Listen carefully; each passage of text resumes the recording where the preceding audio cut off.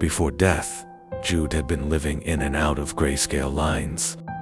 Dying had, in a macabre sort of way, been the most exciting thing to happen to him in his meager 16 years. He had liked that in-between place very much. It was the coming back, the fierce pull, the nearly neck-snapping yank that had frightened him. It was waking up in that hole, where there was nothing but gray again. But to better understand Jude's demise, we have to go back. We have to meet the villain of this story.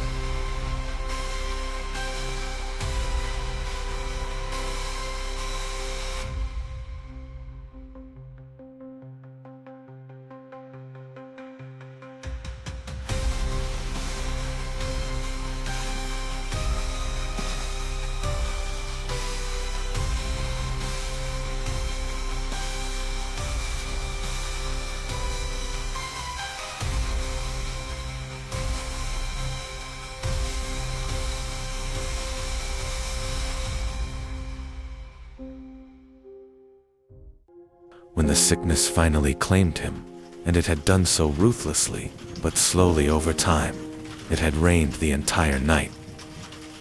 Thick droplets beat against the window in tandem with his erratic pulse, at least for as long as his heart had the strength to beat erratically.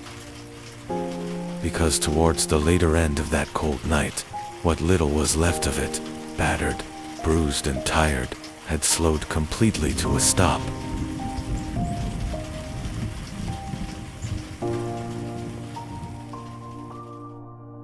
To his surprise, and darkly, his delight, death had been a colorful place, the blackness giving way to colors he hadn't known existed.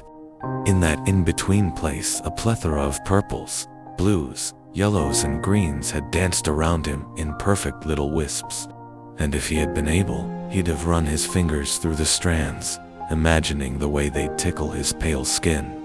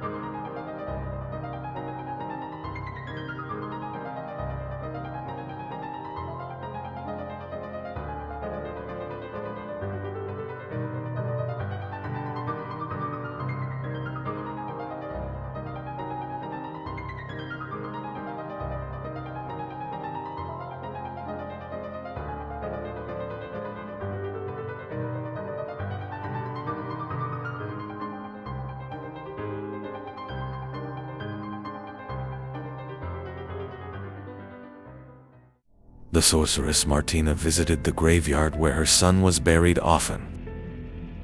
And every night, she finely tuned the spell that would bring him back to her. She didn't stop to consider the curse of the half-life that her magic would bring him. She was nothing without him. Getting him back was the only way she could live with what she had done. Vengeance wasn't enough. Not without his smile, or the sound of his laughter.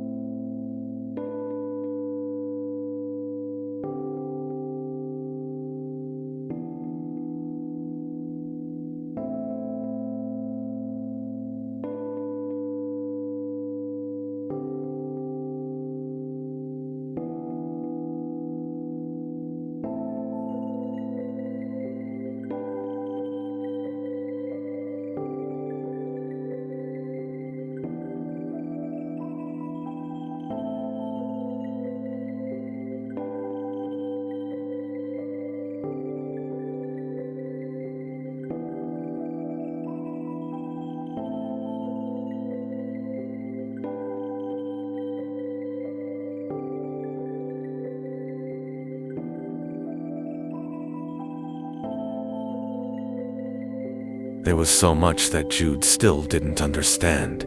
Gaps in his memory that his mother dismissed like they were nothing. He was allowed mere weeks before she insisted on his return to school. To a normal life.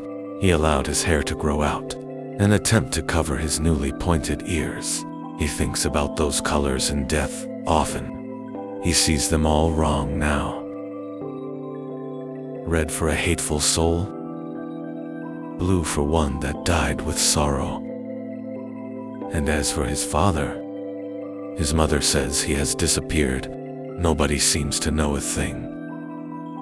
And we are left to wonder, who is the real villain of this story?